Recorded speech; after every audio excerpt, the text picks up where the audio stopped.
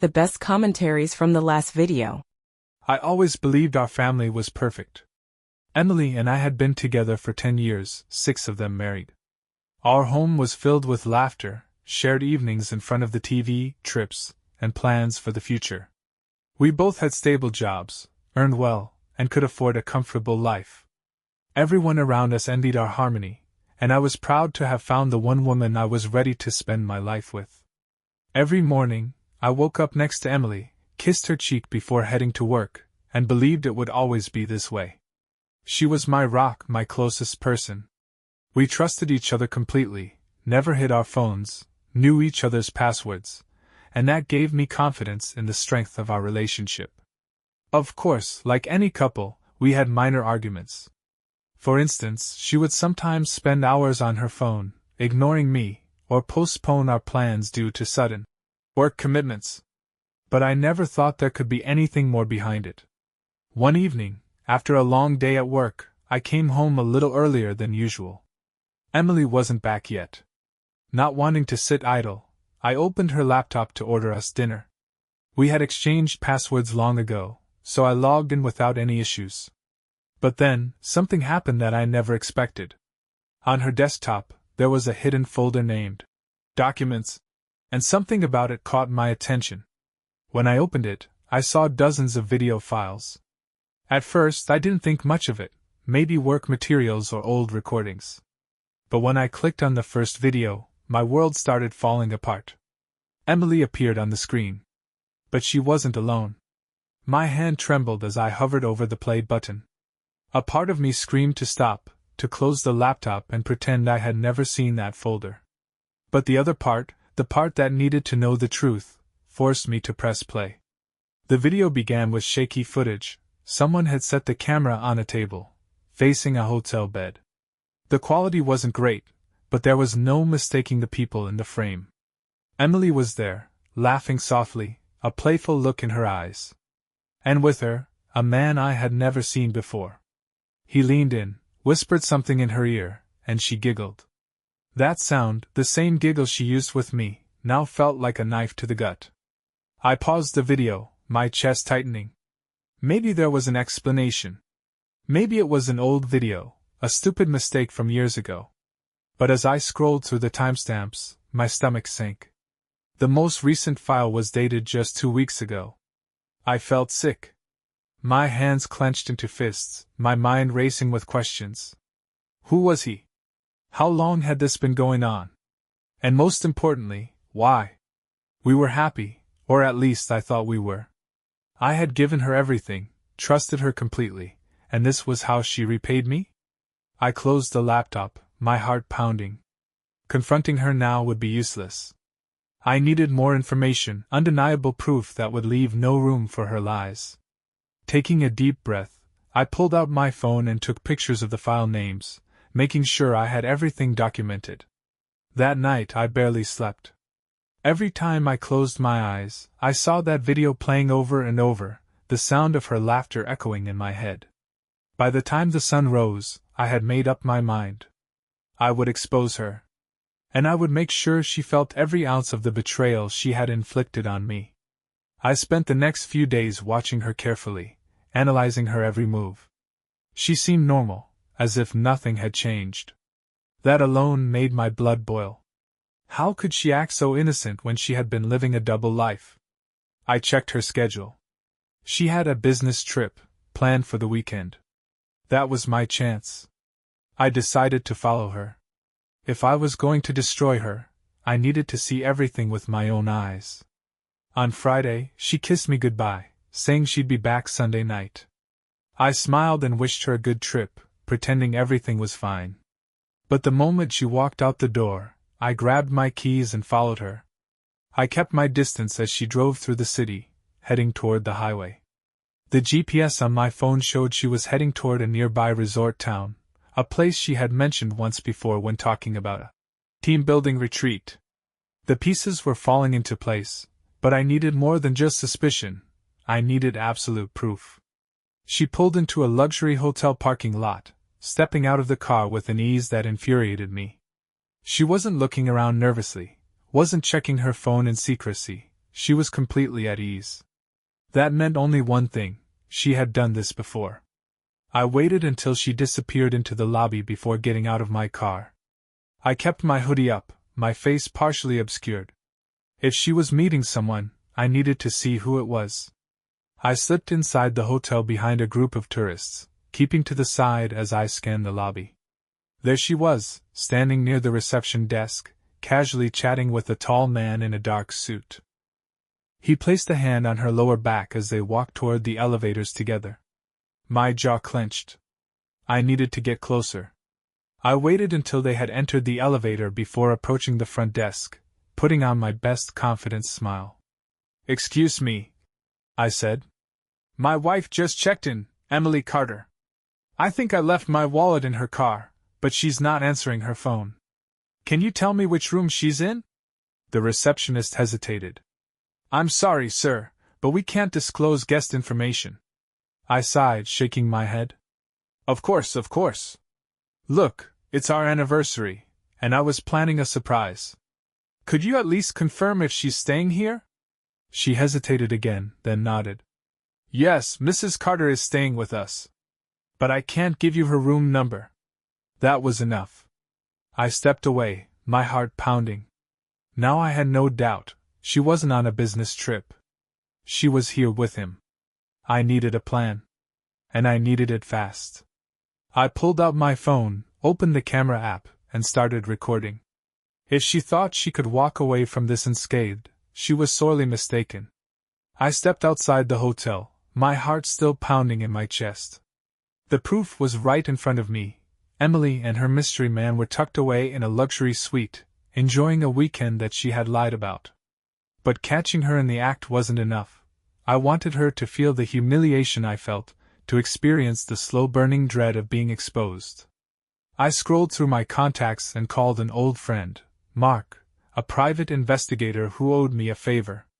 "I need you to do something for me," I said, keeping my voice even. "Meet me at the Orchid Hotel in 20 minutes. Bring your camera." Mark didn't ask any questions. He just agreed. While waiting, I moved my car to a less visible spot and returned to the hotel lounge, blending in with the tourists. I ordered a coffee and kept my eyes on the elevator. 20 minutes later, Mark walked in, dressed in a casual jacket and carrying a duffel bag. "This about Emily?" he asked as he sat down. I nodded. "She's here. Room number unknown, but I saw her go up with some guy." Mark leaned back, rubbing his chin. "You want pictures? Video? Full package?" "Everything," I said. "I don't just want proof. I want it in a way she can't deny." Mark grinned. "Gotcha. Give me an hour." He got up, moving toward the front desk with practiced ease. I watched as he flashed a fake employee badge, chatted up a receptionist, and then disappeared into the hallway leading to the elevators. I waited. An hour later, my phone buzzed. A text from Mark: "Got what you need. Meet me outside." I hurried to the parking lot, where he handed me a USB drive. "Security footage, elevator logs, and a few shots from a hidden camera I placed outside their door," he said. "Enough to burn her whole world down." I exhaled sharply, gripping the drive. "Good. Now let's make sure everyone sees it." With the USB drive clutched in my hand, I felt a strange mix of satisfaction and anger boiling inside me. I had everything I needed to expose Emily, but the question was, how? A public humiliation? A quiet, strategic strike? Or something far more devastating? I drove home, my mind racing with possibilities. I plugged the USB drive into my laptop and opened the files. Mark had done an excellent job. Clear footage of Emily and her lover walking hand in hand to their hotel room, timestamps aligning perfectly with her so-called business trip. There was even audio from a hidden mic Mark had placed. "I can't believe we got away with this for so long," Emily's voice murmured in the clip. "He has no idea." Her lover chuckled. "Men like him never do. They're so desperate to believe in the fantasy they've built, they ignore all the signs." I slammed the laptop shut. My blood boiled. My hands clenched into fists. but I needed to stay focused. I started making calls. First, Emily's parents. They had always loved me, seen me as the responsible, devoted husband. If I was going to dismantle her life, I wanted them to know the truth first. I set up a lunch with them for the next day. Next, I called her boss. A well-timed anonymous email with the footage attached ensured her business trip would be reviewed. If she was using company time for an affair, that would have consequences. Then, our mutual friends. I knew she'd painted our marriage as perfect to them. It was time to rewrite that story. Finally, I called my lawyer. I want the divorce papers ready by tomorrow. And I want everything, the house, the cars, the accounts. She doesn't get a cent. Understood, my lawyer said. But you need to be strategic. A judge might not care about infidelity, but if we play this right, she'll walk away with nothing. I barely slept that night, running over every detail of my plan. When Emily returned home Sunday night, she was greeted by an empty house, no pictures of us on the walls, no trace of my presence. Just a folder sitting on the kitchen table, labeled "Watch This." Inside, the USB drive. And on top of it, the divorce papers. I waited outside in my car, watching the house from a distance. 30 minutes later, my phone rang. It was Emily. I let it go to voicemail. Then a text, "We need to talk. Please." I smirked. Now she wanted to talk. I turned off my phone and drove away. Let her sit in her mess. This was just the beginning of her downfall. The next morning, I woke up to a barrage of missed calls and texts from Emily. Each one more frantic than the last. "Please, just talk to me. It's not what you think. I can explain. Please, don't do this to us." I ignored them all. She didn't deserve a response. I had spent years building a life with her, trusting her, loving her, only to be made a fool of. Now, it was my turn to take control. At noon, I met with Emily's parents at their favorite cafe. They greeted me warmly, but as soon as I pulled out my laptop and played the footage, their expressions turned to horror. Her mother gasped, hands flying to her mouth, while her father clenched his jaw in silent fury. "We had no idea," her mother whispered. "She always told us how much she loved you." "Well," I said, shutting the laptop. "Now you do." Her father exhaled sharply. "What are you going to do?" I slid the divorce papers across the table. "Make sure she gets nothing. And I wanted you to hear the truth from me first." They nodded solemnly. "We understand. And we're ashamed of her." Next, I sent out the files to our mutual friends. It didn't take long before my phone blew up with messages of support. People I hadn't spoken to in months called to tell me they had always thought something was off about Emily. It felt good to know I wasn't alone. By the afternoon, the final blow landed. A response from Emily's boss. "We have reviewed the footage and found it in direct violation of our policies. Effective immediately, Emily Carter is terminated from her position." I exhaled. Perfect.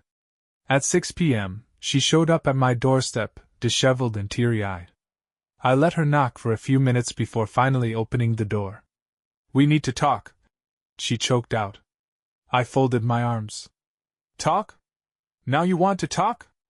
After all your lies? After laughing about how blind I was?" Tears streaked down her face. "I never meant to hurt you.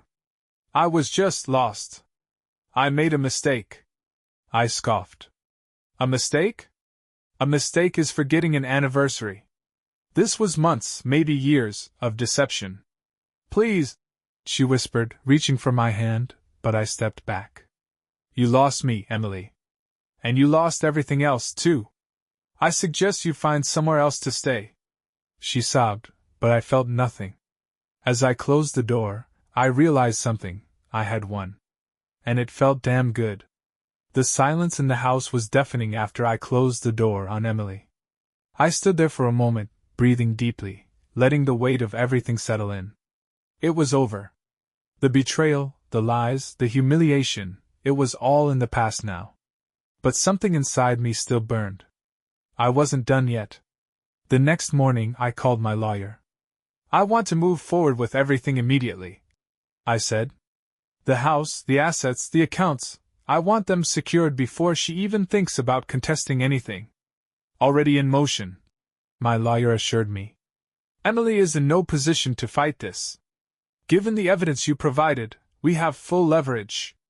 Expect the official filing to go through by the end of the week."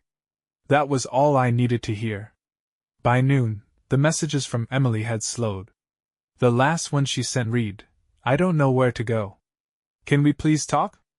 I stared at it for a long time before finally replying, "Find somewhere else." Then I blocked her number. It didn't take long for Emily's downfall to become public knowledge. Word spread like wildfire through our social circles. Friends who once idolized our relationship now whispered about her behind her back. Her closest friends, the ones who had cheered her on in ignorance, began to distance themselves. But the real humiliation came when her family turned their backs on her. Her mother, who had always adored me, called to apologize for Emily's actions. Her father, always a man of pride, refused to speak to her. They had welcomed me as a son, and now they saw their own daughter as a stranger. Then came the financial hit. With no job, no stable income, and nowhere to go, Emily was forced to crash at a friend's apartment, a friend who, I later found out, demanded she start paying rent after a week. Without me funding her lifestyle, reality hit her hard. But the biggest blow? The man she had thrown everything away for? He disappeared. Mark, my investigator, had given me one last update. The guy she was seeing? He was just using her. As soon as the scandal broke, he ghosted her. Poetic justice. For the first time in years, I felt free. I no longer woke up with doubts gnawing at my mind. The betrayal had cut deep, but I had carved her out of my life completely. I started focusing on myself, hitting the gym, reconnecting with friends I had neglected, even diving back into hobbies I had once loved. And then, something unexpected happened. A few months later, at a mutual friends gathering, I met someone new. Her name was Claire. She had heard about what had happened but didn't treat me like a victim. Instead, she saw me for who I was beyond the betrayal. "You don't seem broken," she said after our first real conversation. I smirked. "Because I'm not." For the first time in a long time, I believed it. The final message. One evening, as I was sitting on my balcony, a new message popped up from an unknown number. It was Emily. "I miss you. I was stupid. I don't know who I am without you. Please, just one chance to fix things." I stared at the message for a long time, then simply replied, "You should have thought of that before you destroyed everything." Then I deleted the message and blocked the number.